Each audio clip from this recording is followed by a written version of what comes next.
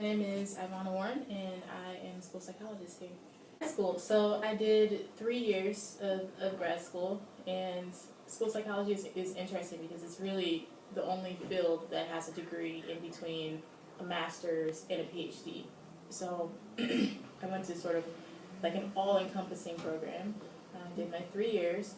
I got my master's in 2, and then I did an additional year to get my EDS, as educational specialist degree, which is the degree that's in between the master's and the PhD.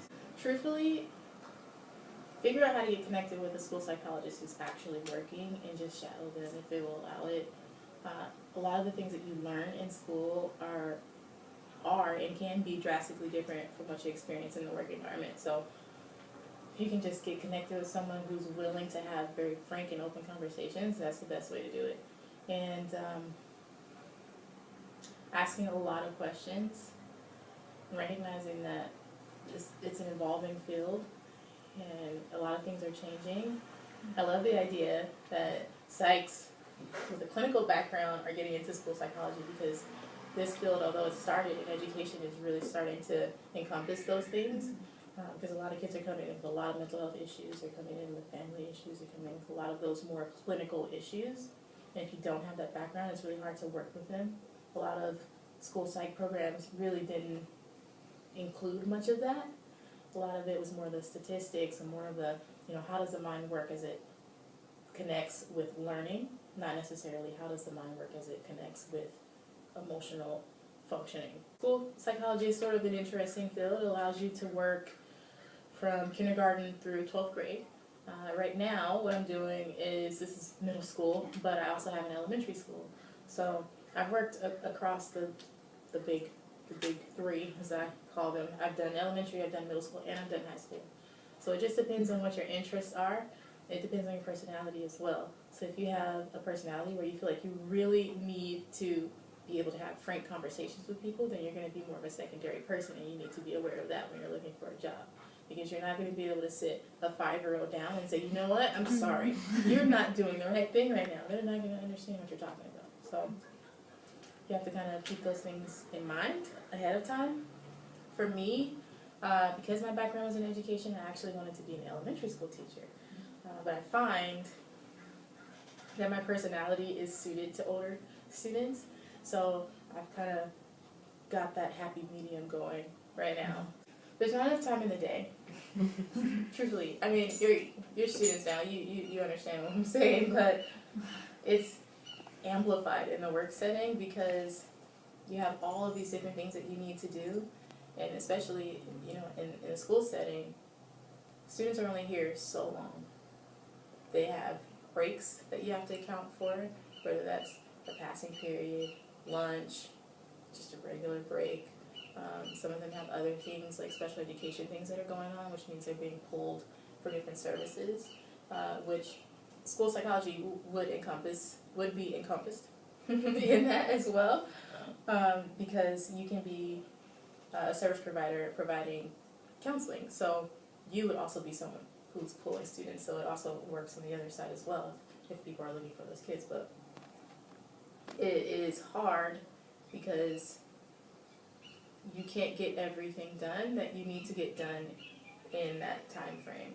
So you really have to account for that. So if I have, which I'm not sure how much you guys know about school psychology, probably not much.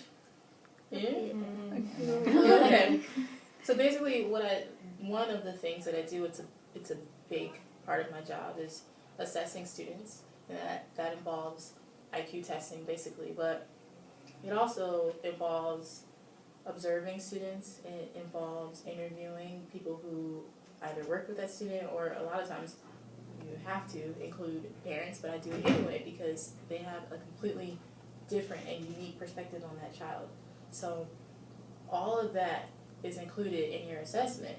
It's not just sitting down and talking to the student. It's sitting down, giving them an IQ test, which can last, it can be as short as 45 minutes. It can be as long as, a few hours, depending on how you work and depending on your perspective and understanding of how the mind works, and not overwhelming kids, which a lot of times school sites will do just because we are on such a time crunch. you just kind of, you're like, I'm sorry, I've gotta get this done, which is also difficult and not always best. So depends on your professional judgment. But for me, I try to, I always work for the best for students. So if they're getting tired, if they're getting overwhelmed, okay, let's take a break. That means that it extends my time frame. So you get an assessment plan, and you have 60 days once that assessment plan is signed to get things done. And that doesn't account for students being absent. It doesn't account for students being pulled by other assessors or service providers. It doesn't account for any of those things. So it really makes it hard when that 60-day time frame gets cut in half because you have something else going on. Also tend to be split across schools. So for me right now this year, I have 2 schools. Last year I had 3. So you really have to be on top of your game and managing your time, because if you have a 60-day time frame, you can't count the weekends because kids aren't here on the weekends, so that already cuts your time down. Then it gets cut down again because you're only at that campus 2 days a week, so now that chops your time down. So things like that are what make this job difficult. But again, it also depends on your personality. It's what the things like that make this job challenging, in the sense that everything is sort of like, you have to be moving quickly, and you have to know what you're talking about, and you have to be able to convince the other people that everything's been done correctly and that you know what you're doing. And if you don't know what you're doing, you're going to get caught in it, So if you have that competitive nature, then it's the best thing for you, because everything's moving so quickly and you have to really kind of just be on top of it. The kids, of course. Kids are funny. No matter kindergarten through 12th grade, kids are funny. College students are funny. I'm sure you guys are hilarious. I don't know you very well, but I can imagine the personalities that you have. And having the opportunity to really work with kids it's so much fun. Truthfully, I kind of shared a little bit about how I got into this. It sounds naive, and it's going to sound like such a cliche, but I truthfully stayed in the field of school psychology because I want to change the world, and I think that education can do it. We're doing so many other things wrong, and I'd like to think that I'm trying to do the right thing so that we can make those changes possible. And getting a chance to work with kids on a one-to-one basis, or in a group, or even if I'm just testing them, and I show up to a meeting and I say, you know what, this is what's in the best interest of this child. Let's make sure that we're doing those things.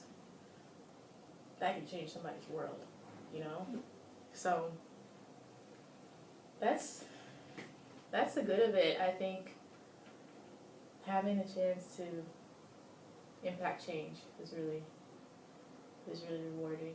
And seeing kids later down the line, if you work with them in elementary school and they come back and visit you in middle school and they're like, hey, look, I'm doing all these things and it's because of you and you really helped me, or I'm glad that you worked with me. It goes really far, especially if you're like me, a sentimental person. I'll be like, thank you. You really touched me, and everyone's experience is different. Everyone has a story. I'm sure you all have a story. And someone had to really work hard and impact your life for you to even make it this far, truthfully. And so many kids don't have that. I come across it all the time. They just don't have someone in their life that's saying, you can do it. You can go as far as you want to go, and it's possible. So it's nice to be one of those people to be able to say that,